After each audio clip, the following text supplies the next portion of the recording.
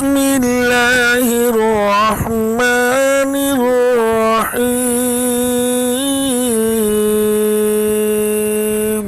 سوال ہے کہ جی کچھ لوگ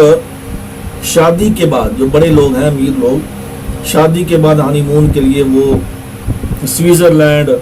اور اس قسم کے جو ممالک ہیں، جو سرد ممالک، ان کا رخ کرتے ہیں، یا پھر ویسے ہی کوئی سیر و سیاحت کے لیے ان ممالک کی طرف، یعنی کہ جو غیر مسلم ممالک ہیں، سیر و سیاحت کے لیے وہاں پہ جایا جا سکتا ہے یا نہیں؟ دیکھیں میرے بھائیو، رسول اللہ صلی اللہ علیہ وسلم کی حدیث ہے، پیارے پیغمبر نے فرمایا کہ صرف 3 جگہ ہیں کہ جن کی طرف آدمی باقاعدہ رخت سفر باندھ سکتا ہے، یعنی کہ جس میں باقاعدہ تیاری کر کے ثواب کی نیت کے ساتھ بندہ جائے، صرف وہ 3 جگہ ہیں۔ نمبر 1 مسجد الحرام یعنی بیت اللہ، نمبر 2 آپ نے فرمایا کہ یہ میری مسجد یعنی مسجد نبوی، اور تیسرا آپ نے فرمایا کہ بیت المقدس۔ ان 3 جگہوں کے علاوہ کہیں بھی آدمی جائے گا اسے کوئی اجر و ثواب نہیں ہے، اور ویسے بھی آپ صلی اللہ علیہ وسلم نے فرمایا ہے کہ تم غیر مسلم کی زمین میں سفر کرنے سے اجتناب کرو، بچو غیر مسلم کے پاس جانے سے۔ ہاں جا سکتے ہیں، اس کا مطلب یہ نہیں کہ آپ غیر مسلم ممالک میں جا ہی نہیں سکتے، غیر مسلم ممالک میں جا سکتے ہیں، لیکن اس کے لیے میرے بھائیوں کچھ چیزوں کا ہونا بہت ضروری ہے۔ نمبر 1، آپ صاحب علم ہوں، یہ نہ ہو کہ آپ وہاں پہ جائیں اور لوگ آپ کو کوئی ایسی باتیں بتائیں کہ ایسا آپ کو وہ گائیڈ کریں کہ آپ اسلام کے خلاف وہاں پہ عمل کرنا شروع کر دیں، یعنی کہ صاحب علم کا ہونا ضروری ہے۔ نمبر 2،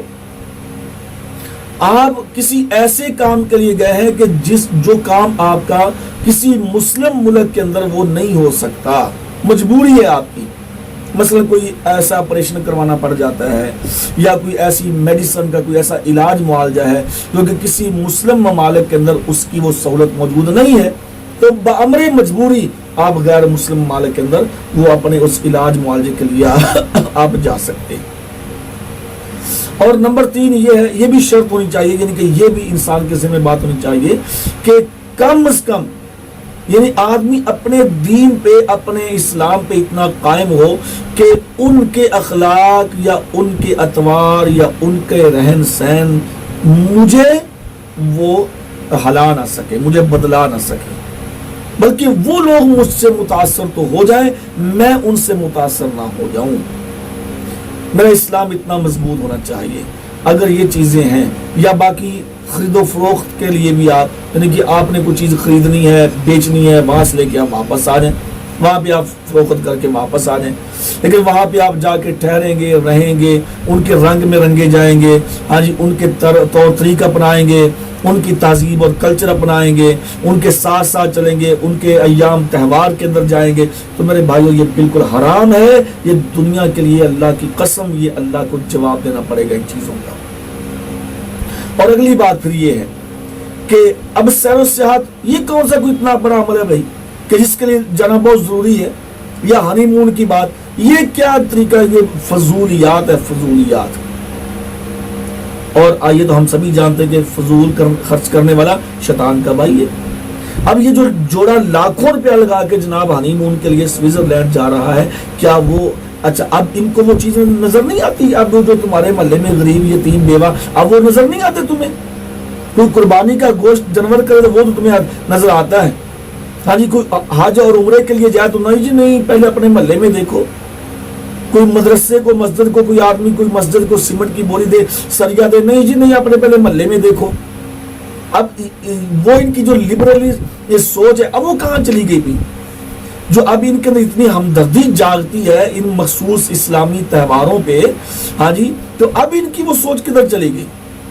شیطان ہے، شیطان بے ایمان جو انسان کو گمراہ کرتا ہے۔ اس لیے یہ جو ہنی مون ہے، ہاں جی، اب یہ سیر و سپاٹ کے لیے 1-1 روپے کا 1-1 پائی کا حساب ہوگا۔ پیارے پیغمبر نے فرمایا صلی اللہ علیہ وسلم نے کہ انسان اس وقت تک اپنے پاؤں نہیں ہلا سکے گا میدان معاشر میں جب تک وہ اس چیز کا سوال جواب نہیں دے گا کہ تو نے مال کمایا کہاں سے اور تو نے لگایا کہاں پر تھا۔ تو نے مال لگایا کہاں پر ہے، تیرا پیسہ خرچ کہاں پہ ہوا، یہ سوئٹزرلینڈ کی سیر و سیاحت پہ ہوا یا کسی یتیم غریب مسکین کی کفالت کے لیے تیرا پیسہ خرچ ہوا تھا؟ اس لیے یہ میرے بھائیوں ناجائز ہے، میں تو اس کو بلکہ صاف اور صحیح لفظوں میں اس کو حرام کہتا ہوں، اور یہ عمل بالکل ناجائز ہے۔ ہاں، سیر و سیاحت کے بارے میں پیارے پیغمبر نے فرمایا کہ سیاحت امتی فی الجہاد، میری امت کی جو سیر و سیاحت ہے وہ تو ہے ہی جہاد میں، اور اللہ کی قسم یہ بات کنفرم ہے 100%۔ جن لوگوں کا تجربہ ہے وہ جانتے ہیں